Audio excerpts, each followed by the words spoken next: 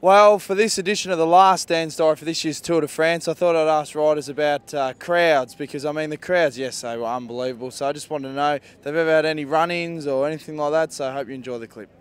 We're here with Charlie Vigarius. Mate, how's the tour been for you? I think I stuffed your last name up too. I wouldn't worry about it. Nobody can say it properly. It's been a long way, and I want to go home.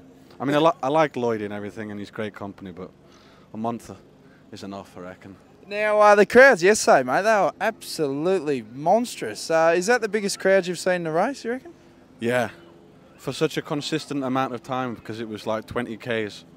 Non-stop. Packed out like a normal climb would be on the last K of the road, so it was pretty special. Now, what are the English fans like at the tour? They like the Barmy Army, just pump themselves full of grog and just, you know, staggering around and got the chance going? I think you got those mixed up with the Aussies, because I think the British people are quite well behaved, actually. It's rather more classy than the Australians who seem to get drunk all the time. If you keep that up, mate, we'll just cut the interview right now. Now, have you ever had a run-in with a fan, being from England, you know, like if the French ever gone, there's a Brit, and then revved you up or anything like that? I had a guy at the Giro one year near Napoli, which isn't like the nicest sort of area. He stole my glasses off my face when I was still racing. The thing is that these have got prescription lenses in, so I don't know what the hell he wanted to do with them, but he was off with my glasses. I think he had a headache the next day. Now, you G'd up for the ride into the Champs-Élysées, mate. It must be a bit of a buzz, you know, riding in front of all that crowd on the most famous circuit in cycling. Yeah, it's a really beautiful way to finish the race, and I think everyone really looks forward to it. I just hope to go slowly. Now, how's a Brit celebrate after the Tour de France, mate? A couple of pints of warm beer? Go out with an Aussie. No, have a few beers and try and stay in a reasonable condition, because I hate getting on planes with a hangover. It's horrible. It always feels like a really good idea at the time, but I'm going to try and control myself a bit. Well, what you do is you delay your flight and fly out the next day. Already done that, so I'm already on the next program. With Heinrich Hausler. Now, mate, the question's all about fans. Now, the fans obviously at the tour are a bit nuts, a bit crazy. What's your worst run-in with a fan? Have you had any run-ins? No, so far, I mean, it's been all good. I mean, but definitely the wildest and the coolest fans are the Aussies and the Norwegians. They have a good time, and like, it's good. I mean, it gives you a lot of inspiration, motivates you on the hills, so it's really nice. What about after your stage room, mate? Do you get the fans going, Hausler! Like all that sort of stuff? Yeah, that's mainly when we're in the Gruppetto going up the hills, they're going crazy. But I mean, it's all good fun. It's really nice to see that they come all the way over the other side of the world just to watch us race. It's really unbelievable, actually. Now, hypothetically, say you weren't a rider, being a cycling fan and that, do you reckon it'd be the way to go, getting a bus and a few mates and travelling around the tour? Hell yeah, I mean, definitely. I mean, I could imagine doing it myself later on when I stop, just going the hill stages and getting on it. Have a few drinks and watch the Gruppetto and all the other guys go past, yeah. Well, you think you might be able to rival like bike style tours and have the Heinrich Hausler Magical Mystery Tour around France, sponsored by 1664. Yeah, we'll see what happens after I stop, but when I do stop, I'll definitely stay in cycling. I'd like to do something, so see what happens. Here with Mark Renshaw. Now, mate, the crowds, yes, are unbelievable. Like, how are you going with the crowds? Have you ever had a run-in with a fan before or anything like that? I've had a few this tour. I mean, I've had a few run-ins. I think the problem is the kids get a bit excited when they see the drink bottles and they go for them. Yeah. So I know the other day off St Bernard, I come down and I was a bit cross-eyed and the kid tried to grab it, hit the handlebars. Really? So did you come off or you held it together? It nearly took me down. I gave her a bit of a filthy look, poor little girl. She was only trying to go for the bottle, but... Have you ever come down a hill and there's people in the road, you just like get the old elbows out, the old Hayfield handshake, like, get out of the road, you bastard. Last year I cleaned up a camera pretty good. They kind of knocked me about, but didn't really do me any favours. Oh, good stuff. So, how have you enjoyed the tour, mate? Like, what's been the highs and the lows for you for this year's Tour de France? Well, we've had 5 highs so far with Cav winning stages. Couple of lows was the day to Andorra. Had a shocker that day. Hurt bag? Yeah, I was in the bag big time, and that kind of put me on the back foot for 3-4 days. So looking to go out on a high today, which would be sensational. And for people back home, what's it feel like to roll onto the Champs-Élysées on the final day of the Tour de France? Well, it's job well done. I mean, it's probably going to get some goosebumps as I roll in there today. First time that I've made it, so it's going to be great. And hopefully no kids are out trying to grab your drink bottle, mate. No, poor little girl. Feel bad for her now. Oh, well, she's out there. Do you want to send a cheerio to her, mate? Yeah, sorry, I should have given you that bidding. George Hincapie, I'm just asking a few riders. It's about crowds. Now, you've been in the game for quite some time, mate. Have you had any bad run-ins with crowd members before? Not really. I mean, yesterday a couple guys tap you on the shoulder or something a bit too hard, and that kind of pisses you off. But no, in general, the crowds have been super enthusiastic and just really happy to see us come by.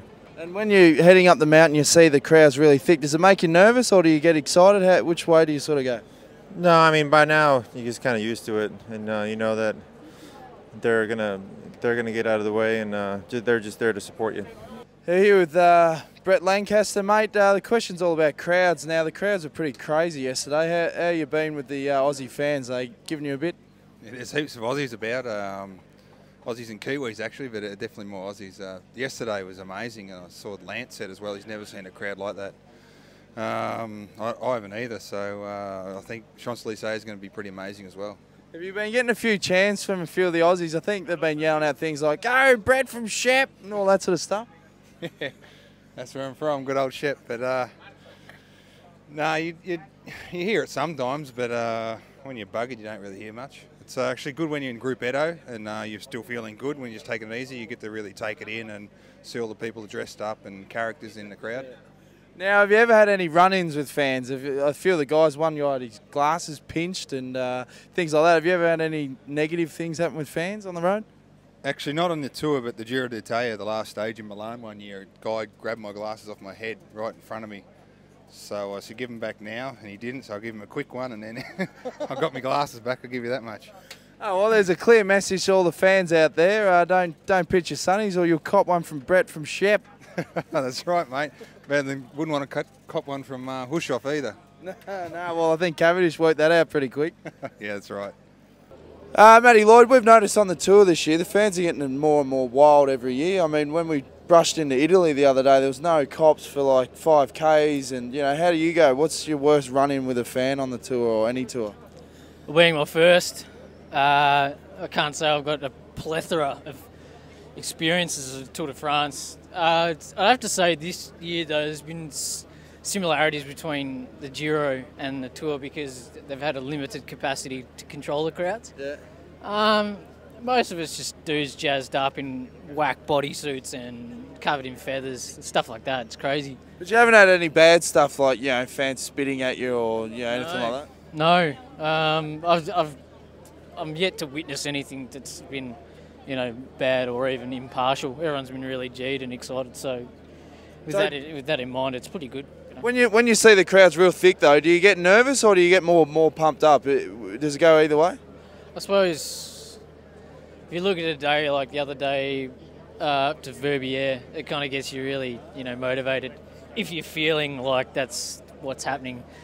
But if you're feeling like a complete dog show, then, you know, you're inclined to just sort of, you know, try and shut your eyes. And I mean, it's not as if you're not appreciating the support, but it's like, you know, people are watching you in a world of discomfort. It's a strange sort of scenario.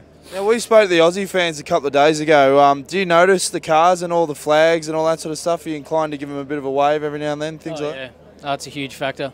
There's so much support out there. It's almost undeniable from an Australian perspective. If you weren't to notice it, I think you'd have some kind of disability. But I mean, you know, everyone's been fantastic, and it's, you know, it certainly does add probably more of an intrinsic, you know, uplifting feeling rather than anything else. So it's good.